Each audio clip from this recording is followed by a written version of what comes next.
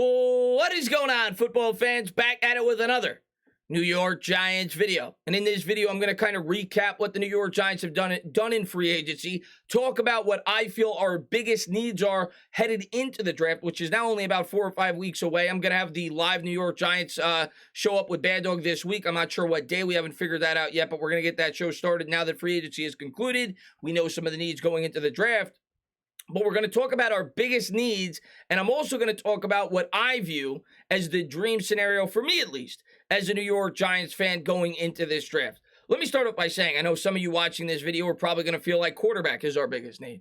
I'm going to be realistic. I do not think the New York Giants are drafting a quarterback in this year's draft. I've never thought that, especially after the signing of Malik Willis. I do not think the New York Giants are taking a quarterback in this draft. You're paying $5-6 million to Willis. You still have Daniel Jones on the roster. Some may argue that we could potentially trade Daniel Jones. I don't see much of a market for him. I do not think the New York Giants will be going quarterback in this draft. That's why I have not listed quarterback as one of my needs. I think the Giants are going to let this year play out. They're going to analyze Daniel Jones. They're going to see what they have the quarterback spot.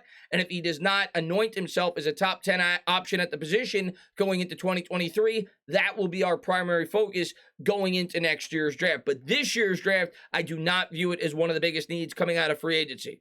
Free agency this year, due to the fact that we had a limited budget, I did not think the New York Giants were going to spend a whole lot. It's why I didn't do a ton of free agency content. The Giants don't have much money to spend, and that's exactly what happened. The Giants spent, as little as they could to fill as many holes as they possibly could. And I thought that Joe Schoen did about as good of a job as you could hope for as a New York Giant fan. He didn't backload any contracts. He filled in a couple of holes, got you a starter here, a starter there, and he filled in some of our most important needs. And we'll talk about how that may potentially impact the needs in this year's upcoming draft. But first, let's dive into some of the players that we picked up. Ricky Seals-Jones for about $1 million. He's probably a tight end too. He's a pass catcher. He's not really a guy that's going to help you in the blocking department. Tyrod Taylor, a very capable backup quarterback to Daniel Jones. Mark Lewinsky, who's going to be the starting guard for the New York Giants and is probably the highest impactful player that we've picked up in free agency. Jon Feliciano, who is at least as of now penciled in to be the starter at the center spot. We'll see how long that plays out. I think at best is a one-year stopgap option, similar to a guy like John Halapio or several other offensive linemen we've had in the past. CJ Board, he's a special teamer. Robert Forster, we don't even know if he's going to make the team. And Casey Kreider as the long snapper, who is supposed to be one of the better in the NFL in that department. But as you look at this list, really the only high impactful player that we brought in was Mark Lewinsky. So that is really the only position that I think should be altered in terms of our potential needs going into this draft. And I still view the interior offensive lineman relatively high in terms of our needs. Right tackle was my biggest need going into free agency. It's my biggest need going out. Now, maybe we'll sign somebody. Maybe we'll trade for somebody. But with the amount of money that we have, I don't see it being much of a possibility. When you look at this year's draft, there's a lot of players that we could potentially take at that 5th overall selection that could play the right tackle spot. And it starts with Evan Neal. It starts with Aquanu. Additionally, Charles Cross is a distinct possibility for the New York Giants at that pick. But right now, if you ask me what the Giants' biggest need going into the 2022 draft, it starts there. The right tackle position, one of the more important positions on an offensive line, something that we need to get fixed, something that Joe Schoen has said in the offseason that he needs to get fixed. I think that's our biggest need going into the 2022 draft. After that, I think there are 3 positions that I look at that are neck and neck, and I think you can go any which way you want with it. You could go interior offensive line, because I don't care what you say about Jon Feliciano. He's not a long-term option at the center spot. Even Glowinski is not a long-term option at the guard spot, and our other guard, your guess is as good as mine as to who it's going to be. Whether it be Shane Lemieux coming back from the injury, we don't know what we have there. Whether it be Nick Gates coming off of 7 leg surgeries, we don't know what we have there. So a huge hole at the other guard position, and neither of the 2 offensive linemen that we brought in are long-term solutions. It would not be, however, my second biggest need going into free agency after the Glowinski signing, but it would be damn near close. My second biggest need, assuming that we're going to trade James Bradberry, would be cornerback. I think that is something that is paramount in this defense. And if you look at this New York Giants roster right now, there's really only one guy that you could trust on the outside, and that, of course, is Adoree Jackson, who at least played adequate corner play for the Giants last year. If we were to trade Bradberry, I think cornerback actually leaps up to our second biggest need entering this year's draft for the type of defense that Wink Martindale is going to run for this New York Giants defense. My third biggest need would actually be the edge rusher position.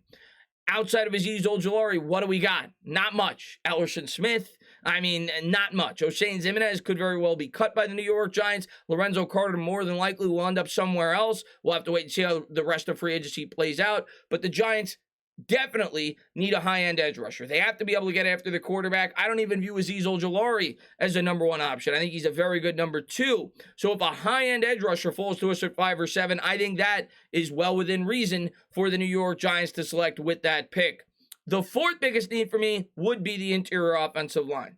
And then after that, I think you have tight end. I think you have safety. Along with middle linebacker. I think those three are kind of neck and neck after that. But for me, the clear top 4 are tackle, cornerback, edge, and interior offensive line, which is going to turn me to the draft and what my dream scenario, at least as of now, for the New York Giants would be in the first round of this year's draft. And I kind of hinted at it today on Twitter. I've thought about several scenarios. For me, I think this is the best scenario. Now, a lot of Giants fans are going to say, well, I would look to trade down. I'm trying to be as realistic as I possibly can. I don't see a lot of willing partners that would want to trade up in this year's draft. You could certainly argue the Steelers, but of course, that would be a huge drop back for the Giants. You're talking about dropping from 5 to 20. You better get a haul. I also don't know if the Pittsburgh Steelers are going to be willing to do that after they sign Mitch Trubisky. They may view this as a transition year, build up the rest of their roster, and then go out and get their quarterback. But I suppose they're an option. The Browns are no longer an option. I think the Colts are going to end up with one of these veteran quarterbacks that are still out there, whether it be Jimmy Garoppolo, whether it be Baker Mayfield. Minnesota is a potential option. Washington is no longer an option.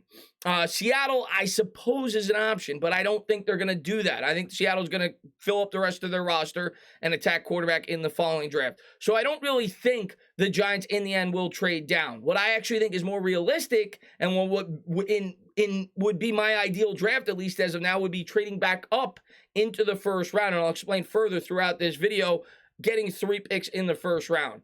At 5th overall, in an ideal scenario, Ekwonu or Neal drops to the Giants. As simple as that.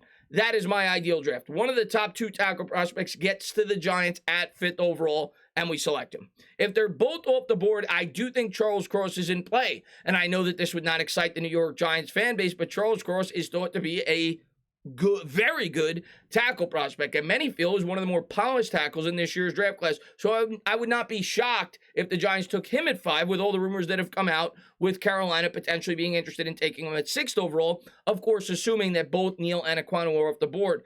In the end, though, I do think, as I said in my first mock draft, one of those 2 tackles will get to the Giants at 5. And in my ideal scenario, they do, and the Giants take either one of Ekwonu or Neal at 5. Okay? After that, once you went out and got your right tackle, I look at the defense, I look at the cornerback, I look at the edge rusher, and it all depends on who falls to us at 7th overall.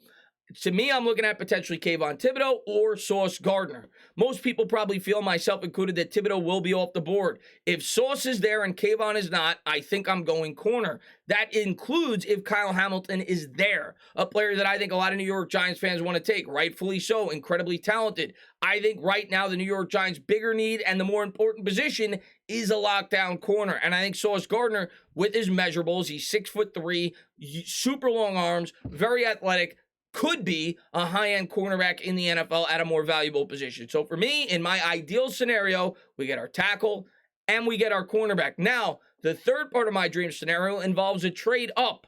When I look at the draft board, when I look at a lot of these mock drafts, 2 players that I consistently see going in the back end of the first round are Kenyon Green and Zion Johnson. After that, it seems like most people feel there was a pretty big drop-off at the guard position on the offensive line. You could even throw Tyler Linderbaum into this scenario if it were to fall to the back end of the first round.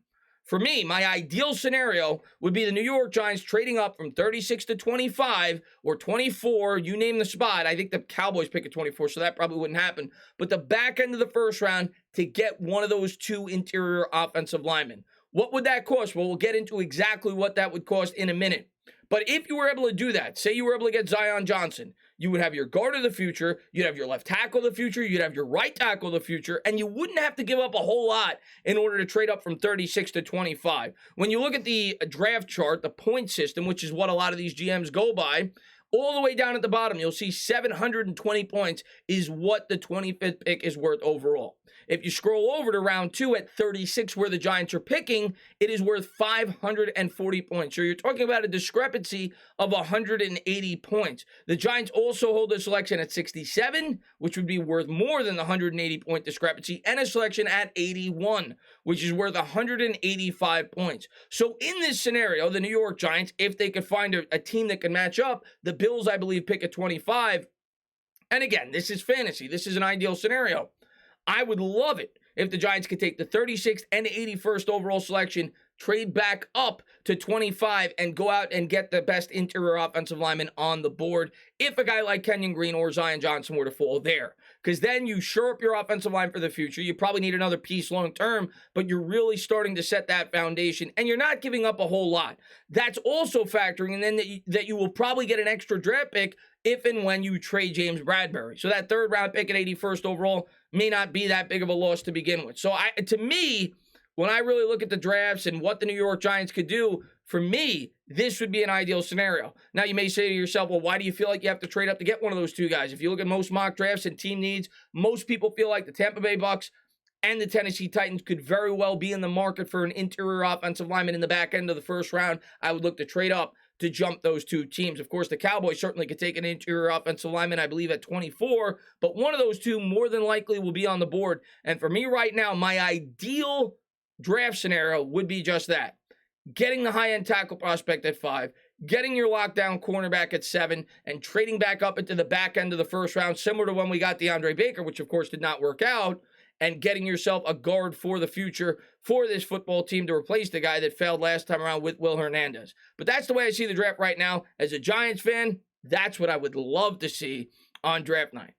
As always, guys, if you like what you watch, please subscribe, drop a comment, maybe give me a little thumbs up. Cheers.